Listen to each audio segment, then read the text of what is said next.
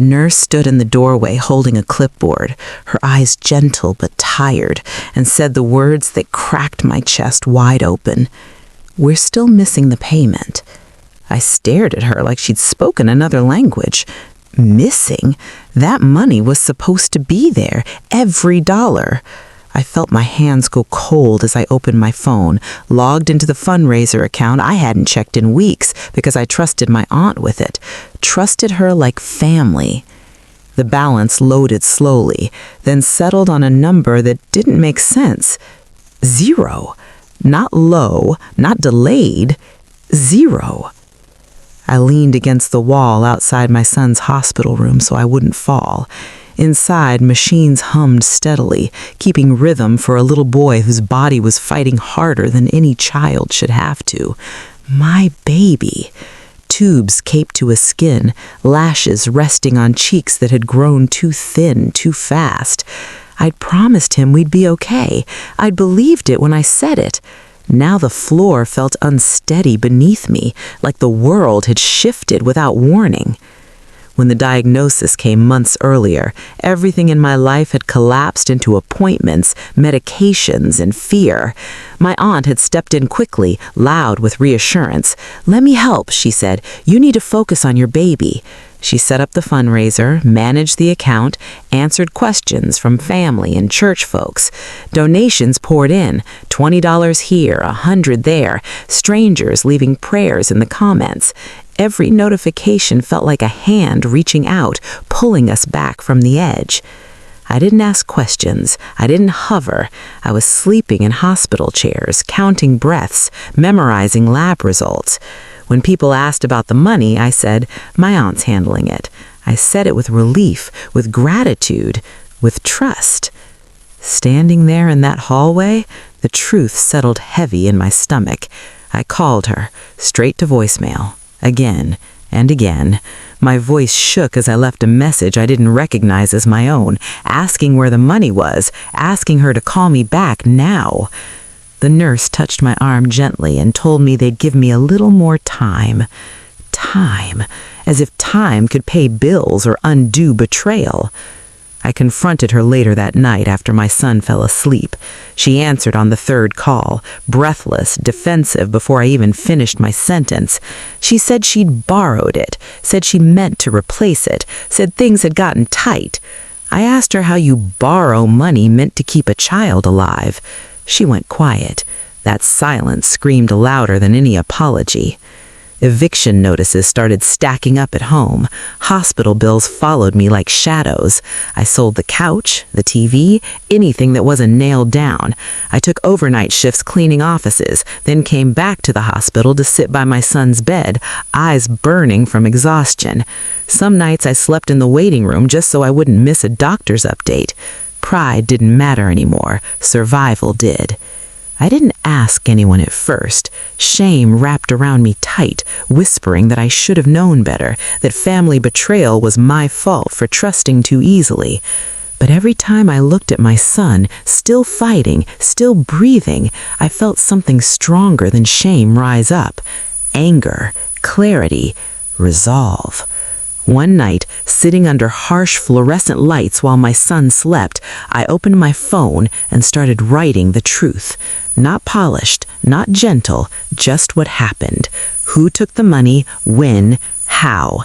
I didn't know what would happen next. I only knew silence had already cost me too much. When I hit post, my hands were shaking. And by morning, everything had changed. By the time the sun came up, my phone was vibrating non-stop against the thin hospital blanket. Messages stacked on top of each other so fast I couldn't read them all at once. People I hadn't spoken to in years. Church members, old co-workers, even strangers who had donated $10 and a prayer weeks earlier. "Is this true? I just saw your post. What do you need right now?" I sat there blinking at the screen, my heart racing, my body buzzing with a mix of fear and relief so strong it made me nauseous. I hadn't expected that. I thought people would judge me, thought they'd ask why I let someone else control the money, why I trusted family when my child's life was on the line. I'd already asked myself those questions 1,000 times, but instead of blame, what came back was anger on my behalf, righteous, protective anger that wrapped around me like armor. My aunt didn't call that morning, or the next. Her silence grew louder as the comments on my post grew longer. Someone shared screenshots of messages she'd sent them about the fundraiser. Another person posted a bank notification showing a donation made just days before the account was drained. Piece by piece, a picture formed that I hadn't even fully seen myself. This wasn't a mistake. This wasn't desperation. This was a choice. Hospital billing called again before noon. I braced myself, ready to beg if I had to. Before I could get the words out, the woman on the line paused and said, "We've received several payments this morning." I closed my eyes, gripping the edge of my son's bed so hard my fingers hurt. Community support, real support, not promises, action. Still, the damage was deep. Rent was overdue, utilities threatened shut off. My body felt like it was running on fumes, and grief sat heavy in my chest. Not just grief for what my aunt had stolen, but for the illusion of family safety I'd lost along with it. I kept replaying every conversation, every smile she'd given me while my son lay hooked up to machines. That betrayal cut sharper than hunger or fear. I ran into my aunt's sister in the hallway that afternoon. She wouldn't meet my eyes, whispered that I shouldn't have put things online, that family matters should stay private. I asked her if stealing from a sick child was private too. She walked away without answering. That's when I understood something painful and freeing at the same time. Silence protects the wrong people. That night, after my son finally settled, I checked the fundraiser account again. Donations were coming in faster than before. Notes attached. "For your baby. We've got you. Don't give up." I cried quietly so I wouldn't wake him, tears dropping onto the blanket like proof I was still human after everything. But along with the support came something else. Messages from numbers I didn't recognize, some kind, some cruel. A few warned me to be careful. One said I was destroying the family. I saved them all. Screenshots, dates, times. If I'd learned anything, it was that truth needs receipts. Around midnight, my phone buzzed with a private message that made my stomach drop. It was from my aunt's account. Just one sentence. "You have no idea what you started." I stared at the screen, my pulse pounding in my ears, realizing this wasn't just about money anymore. This was about control, about exposure, about what happens when a woman refuses to stay quiet to keep the peace. I locked my phone, took a deep breath, and looked at my son sleeping peacefully for the first time that day. Whatever I'd started, I knew one thing for sure. I wasn't stopping now. I didn't respond to my aunt's message. I let it sit there, unread longer than my nerves wanted, because I'd learned something in the last few days. People who steal don't fear confrontation, they fear exposure. Her words weren't a warning, they were panic dressed up as confidence, and panic tells the truth even when mouths don't. The next morning, I met with a hospital social worker in a small office that smelled like stale coffee and disinfectant. I laid everything out, the fundraiser, the missing money, the eviction notice folded so many times the creases were worn thin. She listened without interrupting, her face tightening as I spoke. When I finished, she said something that stayed with me.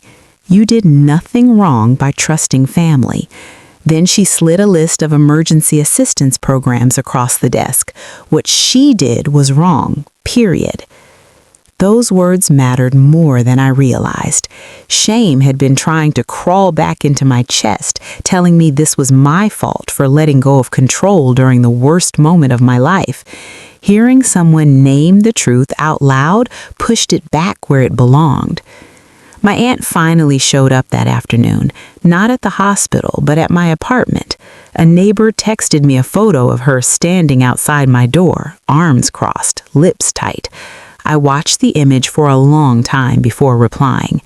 "I'm at the hospital with my son," I wrote. "Do not come back." She didn't respond. She didn't have to. The message was clear enough.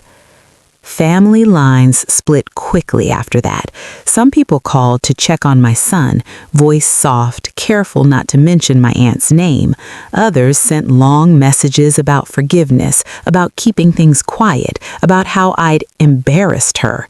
I asked one cousin if she'd say the same thing if the money had been stolen by a stranger. She didn't answer. Silence again. Always silence when truth makes people uncomfortable. I kept working nights, cleaning offices after midnight, my body aching, hands cracked from chemicals and exhaustion. I'd change clothes in my car and drive straight back to the hospital, washing my face in the bathroom sink before sitting beside my son like I hadn't been awake for 20 hours. Nurses started recognizing me by name. One slipped me a blanket, another brought me coffee without asking. Small kindnesses add up when everything else feels like it's falling apart. The fundraiser account was locked temporarily while the platform reviewed what happened. That scared me at first, felt like losing oxygen again, but the support didn't stop. People sent direct payments, gift cards, grocery deliveries. One woman I didn't know paid our electric bill outright. When I thanked her, she said, "I'm just doing what family should have done." I cried in the stairwell after reading that. Late one night, while my son slept, I finally listened to the voicemail my aunt had left earlier that day.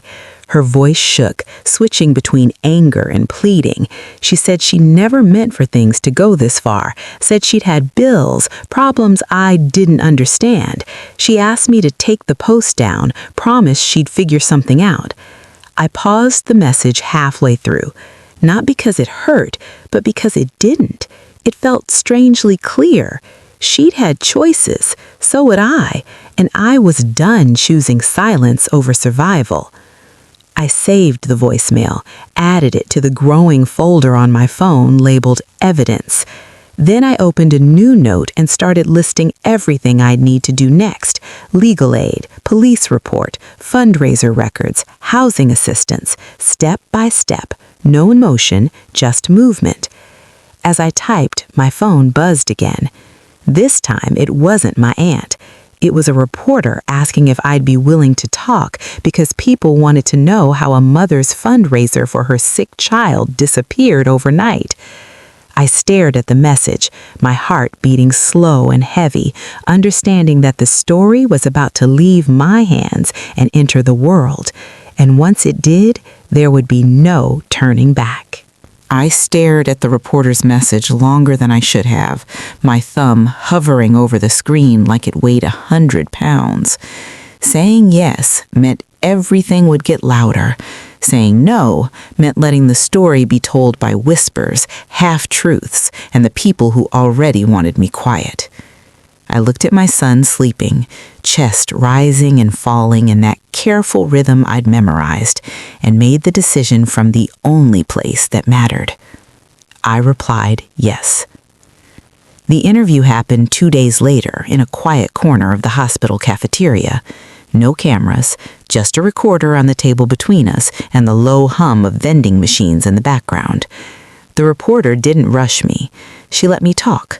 About the diagnosis, about the fundraiser, about trusting my aunt because grief makes you reach for familiarity. When I described checking the account balance for the first time, my voice caught, but I didn't stop. I refused to let emotion erase the facts. When the article went live, it spread faster than anything I'd posted myself. Headlines have a way of legitimizing pain people are used to ignoring. My phone rang so much I had to silence it. Messages poured in, support, outrage, offers of help. A few church leaders called to apologize for not asking harder questions sooner. One admitted they'd suspected something was off, but didn't want to cause division. I told him division had already been caused. I just named it. My aunt finally broke her silence publicly. She posted a vague statement about being misunderstood, about people attacking her character during a family crisis. She never denied taking the money. That omission spoke louder than any defense. Comments flooded her page, some sympathetic, most not. By the end of the day, her account disappeared entirely. At the hospital, a financial counselor sat down with me and went through options I hadn't known existed: emergency grants, payment plans, charity care. It didn't erase what had been lost, but it slowed the bleeding. For the first time in weeks, I felt like I could breathe without my chest tightening in panic. I still worked nights, still slept in waiting rooms when my shifts ran too long, but something had shifted. I wasn't carrying this alone anymore. Community showed up in ways family hadn't. Food deliveries arrived without explanation. A local furniture store offered a replacement bed when they heard my story. I accepted help without apologizing for it. Survival leaves no room for pride. Then, the police detective called. He'd reviewed the information I submitted, the fundraiser records, the bank statements, the voicemail. He spoke plainly, professionally. What happened qualified as theft, potentially fraud, especially given the intended use of the funds. My stomach flipped, not with fear, but with the weight of it. Hearing the law name what she'd done stripped away the last excuse people had tried to give her. That night, my aunt's brother called me, voice shaking with anger and embarrassment. He asked why I'd taken it this far. I asked him why she had. The line went quiet. Then he said he was sorry, not for her, for me. It was the first apology from that side of the family that felt real. I thought that would be the hardest part, letting the truth go public, watching family fracture under it. I was wrong, because just as the story reached its widest audience yet, I received a message that made my breath hitch in a way fear never had. It was from someone who had donated early on. They wrote, "I just realized my name was used to convince others to give. I want to talk." I closed my eyes slowly, understanding that my aunt hadn't just taken money. She had used people. And the full truth was still unfolding. The message sat heavy in my inbox, heavier than the police call, heavier than the article, heavier than anything my aunt had said so far. She used my name. That meant manipulation layered on top of theft. It meant my aunt hadn't just drained the account, she'd engineered trust, leveraging relationships like tools. I replied carefully, asked if we could talk, and when she called, her voice shook with the same disbelief I'd felt in that hospital hallway days earlier. She told me my aunt had sent her screenshots, fake updates, selective bank balances, even a message claiming the hospital was waiting on one last payment. My aunt had asked her to share the fundraiser again to reassure people who were hesitant, and she had, because why wouldn't she? Sick child, family stepping up, who questions that? I wrote everything down while we talked, dates, words, names. I didn't interrupt her tears. I let her finish. When she apologized for unknowingly helping, I stopped her. "You didn't do this," I said. Saying it out loud felt important. Guilt spreads easily in situations like this, and I refused to let it infect anyone else. The detective asked to speak with her. Then another donor came forward. Then another. A pattern emerged that even I hadn't fully seen. My aunt had moved fast, rotating stories, nudging people with urgency, creating the illusion of momentum while she siphoned money away. What hurt most wasn't the cleverness of it. It was how calmly she'd done it while standing beside me, praying over my son. Hospital life blurred into routine, beeping machines, white walls, paper bracelets.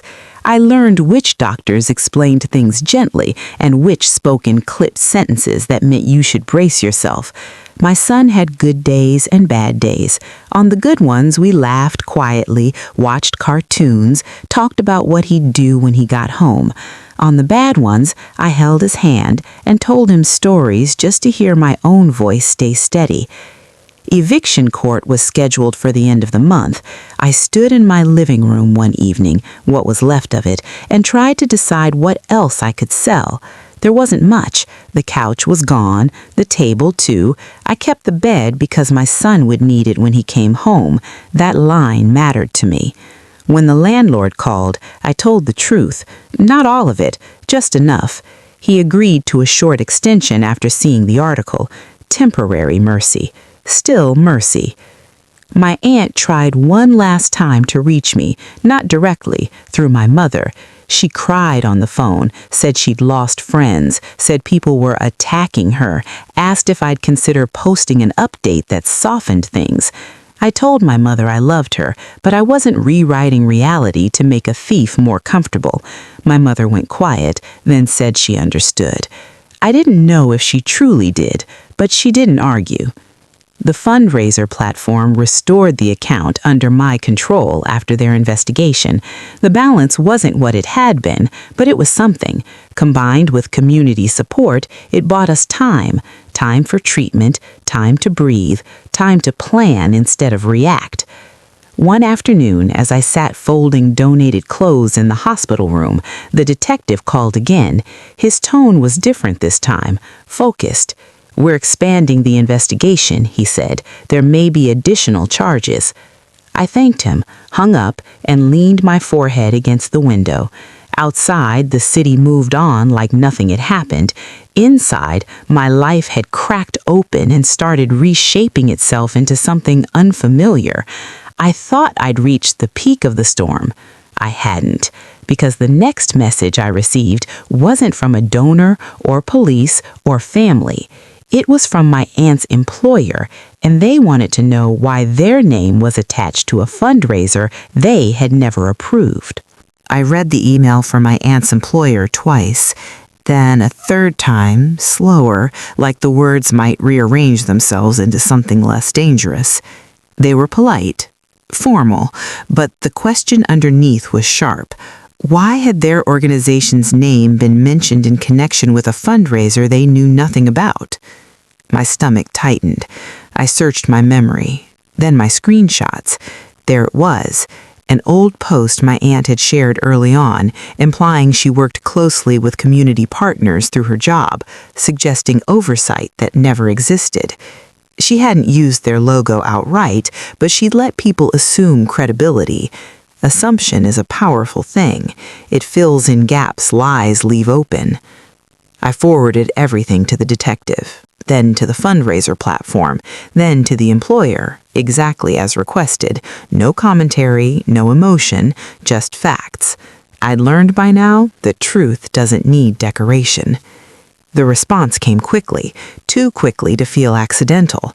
They thanked me for my cooperation and let me know they were conducting an internal review. Reading between the lines, I understood what that meant. My aunt's world was shrinking, not because of me, but because of her choices finally colliding with daylight. At the hospital, my son had a rough night. Fevers spiked, alarms chirped. Doctors spoke in low voices just outside the door. I sat in the chair beside his bed, knuckles white around a paper cup of cold coffee, reminding myself to breathe. None of this, emails, investigations, articles, mattered more than the small hand curled around my finger. If I lost everything else, I would still fight for him. The overnight shift at work became harder to manage. My body lagged, my eyes burned. A supervisor noticed and quietly adjusted my schedule without making me ask. Another small mercy. I was learning that help doesn't always arrive loudly. Sometimes it just shows up and keeps moving. Family pressure intensified. Calls came in waves, some angry, some pleading. One cousin accused me of dragging everyone down. I asked her where that energy had been when my son needed help and the account was empty. She hung up. Another relative told me I was brave. That word made me uncomfortable. I didn't feel brave. I felt necessary, like stopping would cost too much. The detective called again near the end of the week. He confirmed what I'd already suspected. The employer had uncovered discrepancies unrelated to me, other financial issues, other lies. My aunt had been living in a house of cards long before she ever touched my son's money. I just happened to be the wind. The fundraiser platform released a public statement acknowledging misuse of funds and outlining new safeguards they were implementing. People tagged me in the comments, thanking me for speaking up. I didn't reply. I sat quietly with the weight of it. Change had a cost. I was paying it in exhaustion, fractured family ties, and nights that never quite felt restful. But there were wins, too. Hospital billing confirmed several charges had been covered retroactively through emergency assistance. We weren't out of the woods, but the path ahead wasn't as dark. I let myself imagine my son coming home, let myself picture his bed, his room, cartoons playing too loud. Hope, cautious but real, crept back in. Late one night, as I gathered my things to head back to the hospital after work, my phone buzzed with a message I hadn't expected to see. It was from my aunt. No threats this time, no defensiveness, just one line. "I've been suspended." I stared at the screen, my emotions tangled and quiet all at once. I didn't respond, not because I was cruel, but because nothing I said could change what was already happening. For the first time since this began, consequences were no longer theoretical. They were real, and they were still unfolding. I didn't answer my aunt's message about being suspended, but I couldn't stop thinking about it either. Not with satisfaction, not with revenge, with a strange, hollow awareness that accountability rarely feels the way people imagine it will. There was no rush of triumph, no sense of closure, just the quiet confirmation that truth, once exposed, keeps moving whether you push it or not. The next few days blurred together in that way only crisis can manage. Hospital rounds, work shifts, calls from the detective asking clarifying questions, emails from people who wanted updates, who wanted reassurance that their donations were finally being used the way they were meant to be. I answered what I could. I conserved energy where I had to. Survival had taught me how to prioritize ruthlessly. My son started responding better to treatment. Not a miracle, not a sudden turnaround, but small signs that felt enormous. Color returning to his cheeks, appetite creeping back, longer stretches of uninterrupted sleep. One afternoon, he asked when we were going home. The question caught in my throat. I told him soon, not because I knew for sure, but because hope matters when you're healing. Eviction court came and went with less drama than I'd feared. The landlord didn't show up. The judge granted a short continuance, temporary relief.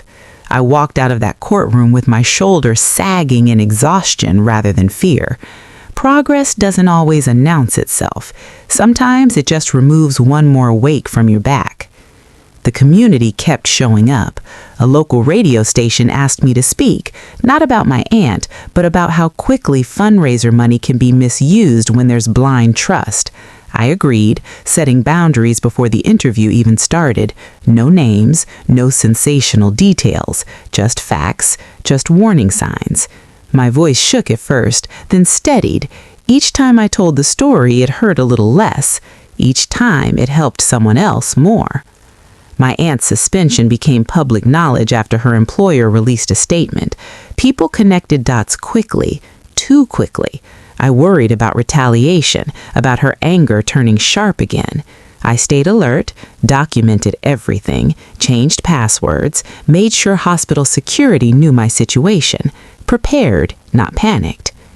Then the detective called with an update that made me sit down hard on the edge of the hospital bed. They had enough evidence to move forward formally. Charges were being recommended: theft, fraud, misrepresentation. He didn't promise outcomes, he never did, but he said something that grounded me. "You did the right thing," he said. "A lot of people don't speak up. That's how this continues." That night, I finally told my son the truth in the simplest way I could. I told him some of the money meant to help him was taken, but people were fixing it, and he was safe. He listened quietly, then said, "You didn't do anything bad, Mommy." I turned away so he wouldn't see me cry. Children know when truth is clean. Family lines hardened after that. Some relatives stopped calling altogether. Others reached out cautiously as if testing whether I was still the same person. I was, and I wasn't. Betrayal changes your posture. You stop bending so easily. You learn that peace built on silence isn't peace at all. One evening, as I packed up to leave the hospital, a nurse pulled me aside and handed me an envelope. Inside was a card signed by staff on the floor. A few words on the front stood out. "Your strength matters." I pressed it to my chest in the elevator, letting myself feel seen in a way family hadn't managed to do. I thought the story was winding down, that consequences would follow their course quietly now, that my role would shrink back into motherhood and recovery. I was wrong, because 2 days later, my phone rang with a number I didn't recognize, and the voice on the other end introduced herself as a lawyer representing several donors who wanted to know if I'd be willing to testify, not just for my son, but for everyone else who had been misled. I asked the lawyer to repeat herself, not because I hadn't heard her, but because my mind needed a second to catch up with the weight of what she was saying. Testify. Not a statement, not a phone call. Testify. Under oath, on record, for donors who trusted the same story I had, who gave out of compassion and faith and got deception in return. I told her I needed time. She understood, said they weren't rushing me, but the process was moving whether I stepped into it or not. When I hung up, I sat there staring at the hospital wall, the steady beep of my son's monitor grounding me. Everything in my life now seemed to come back to one question. How much truth was I willing to carry? That night, sleep wouldn't come.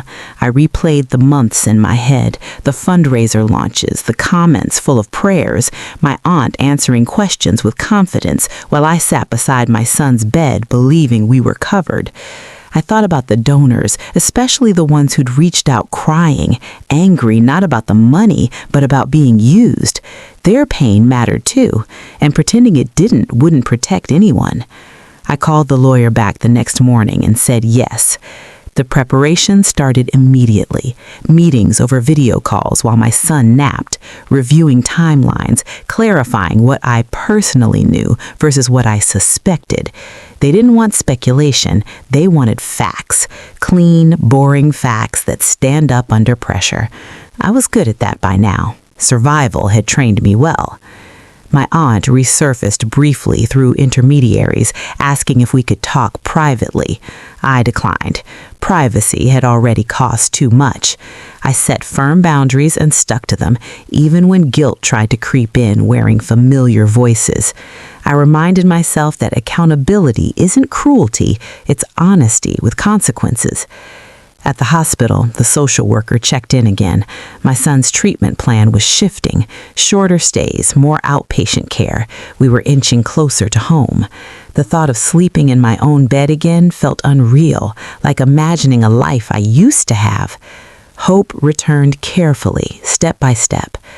The community fundraiser reached a new milestone, not because of drama, but because people trusted transparency. Updates were detailed now, receipts posted, oversight shared. I made sure nothing about this process ever resembled secrecy again. If trust was going to exist, it would be earned in daylight. A week before the testimony, my aunt was officially terminated from her job. The notice circulated quickly. I found out through a cousin who didn't know how to say it without sounding like she expected a reaction. I told her I hoped my aunt would get help, and I meant it. Wanting someone to face consequences doesn't mean wanting them destroyed. The night before I was scheduled to testify, I sat beside my son while he slept, his breathing even, his body finally resting instead of fighting every second. I held his hand and promised him, quietly, where only the truth could hear me, that no one would ever use his pain for profit again. In the morning, I put on simple clothes, nothing dramatic, nothing apologetic, just myself. I kissed my son's forehead before leaving, whispering that I'd be back soon. As I walked into that building, folder under my arm, heart steady, I realized something that surprised me. I wasn't afraid of telling the truth anymore.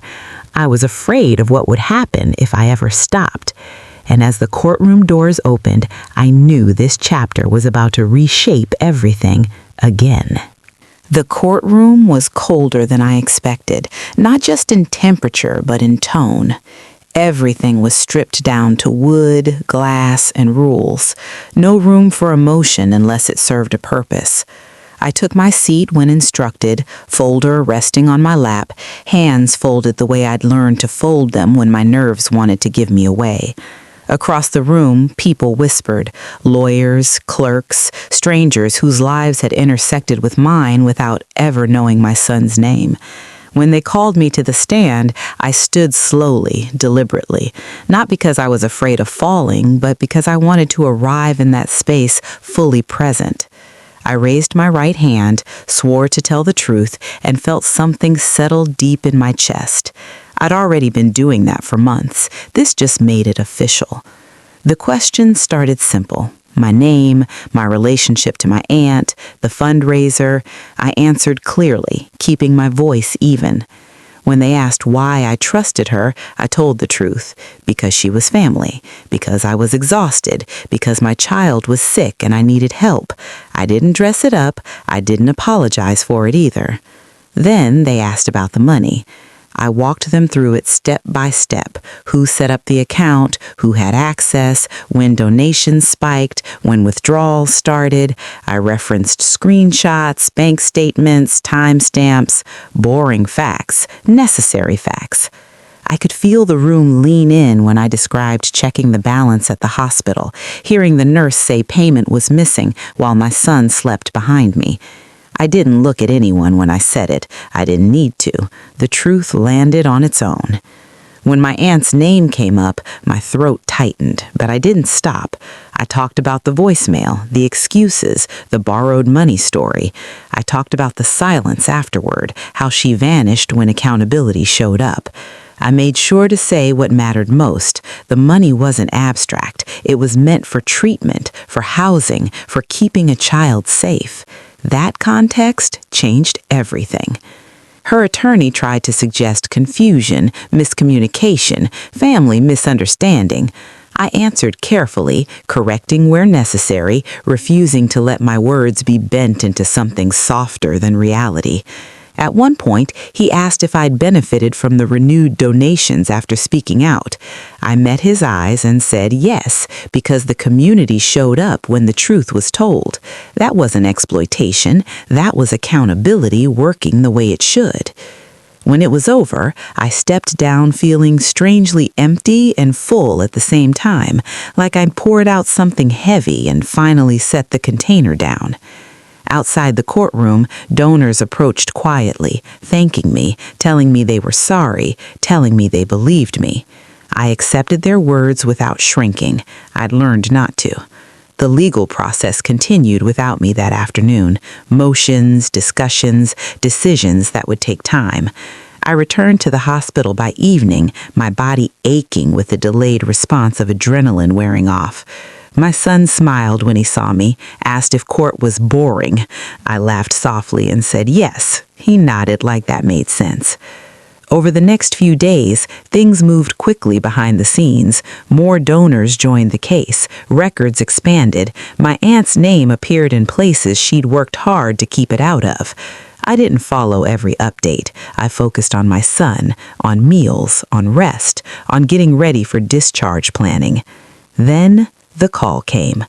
The lawyer told me a partial repayment had been made. Partial repayment, conditions attached, a request for confidentiality.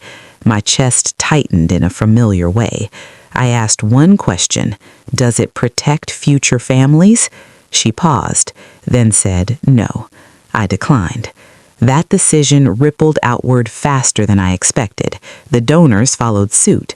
The offer was withdrawn. The case moved forward. That night, I stood alone in the hospital bathroom, staring at my reflection under harsh lights. I looked older than I had months ago, tired, stronger too. I thought about how easily this could have ended differently, how silence could have swallowed us whole. Instead, truth had carried us this far, and it wasn't finished yet. Because the next morning, the doctor walked in with a smile I'd been waiting for. My son was going home, and the fight, at least the hardest part of it, was finally shifting. The doctor's words didn't land all at once. Discharge planning sounded clinical, cautious, like something that could still be taken back. I made her repeat it, then repeat it again. My son was stable enough to go home.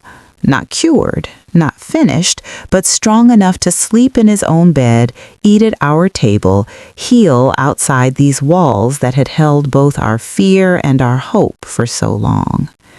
I sat down hard in the chair after she left, hands trembling, breath coming fast and shallow. I'd been bracing myself for bad news for so long that good news felt unreal, like a trick of the light. My son grinned when he saw my face and said, "Does that mean we're leaving?" I nodded, tears spilling before I could stop them. He laughed and wiped my cheek with his sleeve, like he'd been the one taking care of me all along. Going home brought its own panic. Home meant rent, utilities, groceries, medications. I went down the list in my head automatically, the way trauma teaches you to scan for danger even in moments of relief. The social worker met with me one more time, confirmed ongoing assistance, outpatient support, follow-up appointments. It wasn't perfect, but it was enough. Enough had become my favorite word.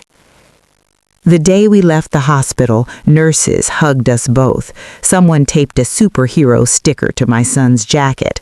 Another slipped a grocery gift card into my hand and told me not to argue. I didn't. I'd learned when to receive without guilt. As we walked out into daylight, the air felt different on my skin, lighter, like the world had shifted a fraction in our favor. My aunt didn't reach out again. I heard through family that she'd moved out of town, that she wasn't answering calls. Her absence felt final, not dramatic, just a door quietly closing. I didn't chase it. I didn't need explanations anymore. The truth had done its work. At home, I set my son up on the couch with blankets and cartoons and watched him exist in our space again, alive and laughing. The apartment was still sparse, furniture mismatched, walls bare, but it was ours. I sat on the floor and let myself cry, not from fear this time, but from release. The legal case continued without my constant involvement now. Updates came through lawyers and emails I read carefully, then set aside.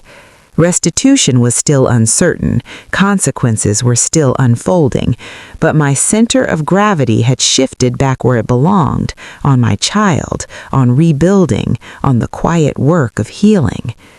Community support didn't disappear once the crisis faded. People checked in, dropped off meals, asked how my son was doing. Some apologized for not believing sooner. I didn't hold grudges. I held boundaries. There's a difference. One evening, after putting my son to bed, I sat at the small table and looked around our apartment. Everything we had now came with a story: who helped, how we survived, what it cost. I realized I wasn't angry anymore, not at my aunt, not at the situation. Anger had done its job. It got me moving. Now something steadier had taken its place. Resolve. I opened my laptop and started drafting a post, not about betrayal this time, but about what comes after, about how to protect fundraisers, about transparency, about what to ask before trusting anyone with your most vulnerable moments. I didn't write it with bitterness. I wrote it with clarity. Before I went to sleep, I checked on my son one more time.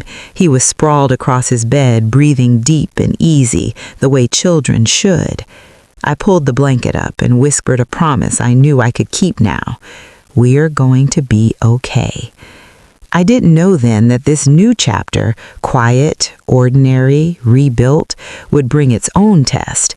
Because 2 days later, a letter arrived in the mail that made my hands shake all over again. It wasn't from the court. It was from my aunt's lawyer. And this time, it wasn't a threat. It was an apology attached to conditions that would force me to choose between peace and principle. I read the letter 3 times before the words stopped blurring together. An apology, typed, polite, carefully constructed by someone who billed by the hour. My aunt deeply regretted her actions. She acknowledged poor judgment. She expressed sorrow for the strain placed on the family during a difficult time. Every sentence felt scrubbed clean of responsibility, like regret without weight. Then came the conditions. She would agree to partial restitution, not all of it, partial, spread out over time, no admission of guilt, no public acknowledgement, and most important of all, confidentiality, permanent, legally binding, silence in exchange for peace. I set the letter down on the table and stared at the wall, my son's laughter drifting in from the living room where he was building something out of blocks, narrating his own story as if the world had never tried to break us. My hands were shaking, not with fear, but with the pressure of the choice in front of me. Peace is tempting when you're tired. Silence sounds like rest when you've been loud for survival. I called the lawyer representing the donors and read the letter aloud. She listened carefully, then asked one question that cut through everything else. If you sign this, are you okay knowing she may do this again to someone else? I didn't answer right away. I didn't need to. The answer had already settled in my chest. I thought about the women who had reached out to me late at night, whispering their fears through voice notes, the donors who cried not over lost money, but lost trust, the messages that said, because you spoke up, I didn't send the money. Silence would erase all of that. Silence would protect her comfort at the cost of someone else's pain. That wasn't peace. That was surrender dressed up as maturity. I met with my legal aid attorney the next morning. We went through the letter line by line.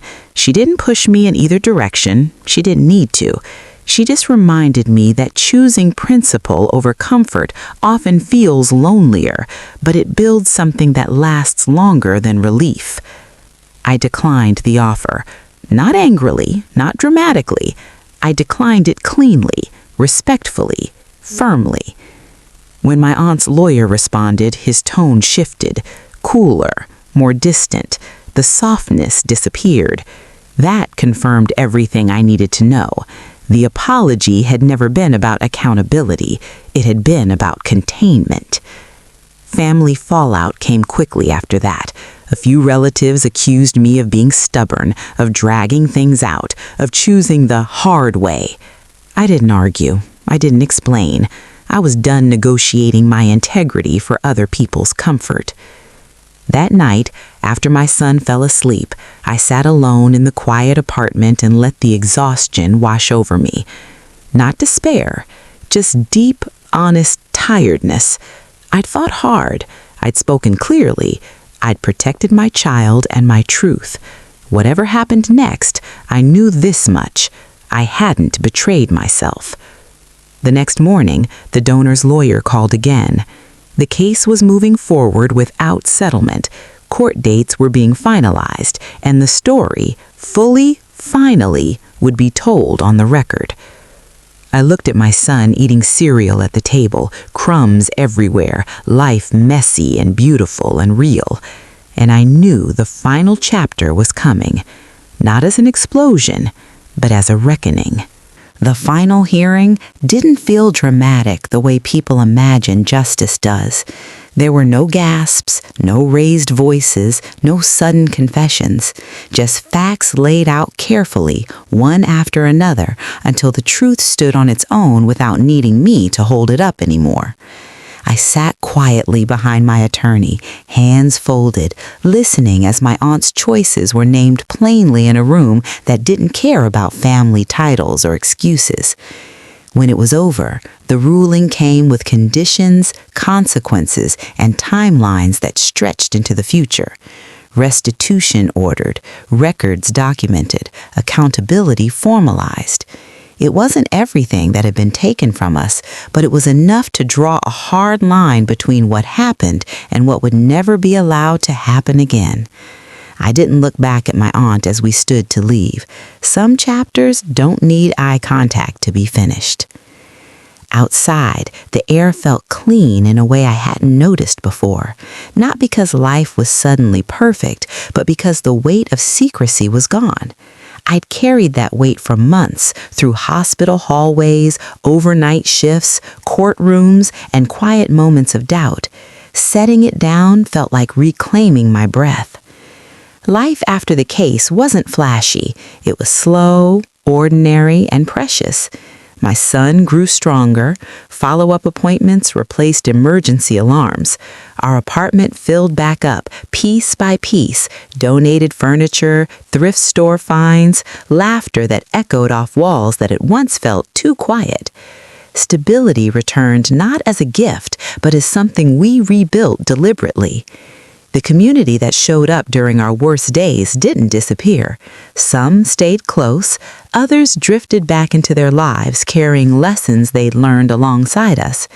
I continued to share what I knew about protecting fundraisers, about transparency, about asking hard questions even when love makes you hesitate.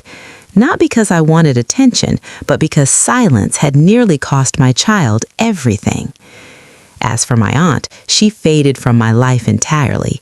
No calls, no apologies, no second chances. I didn't wish her harm. I wished her accountability. There's a difference. Healing doesn't always mean reconciliation. Sometimes it just means clarity.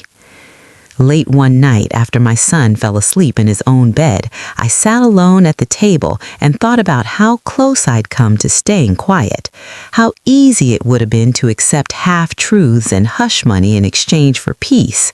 But peace built on silence isn't peace at all. It's a pause before the next betrayal. I learned that family isn't just blood, it's who shows up when your world is collapsing. It's who protects the vulnerable instead of exploiting them. It's who tells the truth even when it's uncomfortable. And sometimes it's the strength you discover in yourself when no one else can carry the load for you. If you learned something new from my life story, please like this video, subscribe to join our community for more stories like mine, and comment down below where you're watching this video from. I'd truly love to know.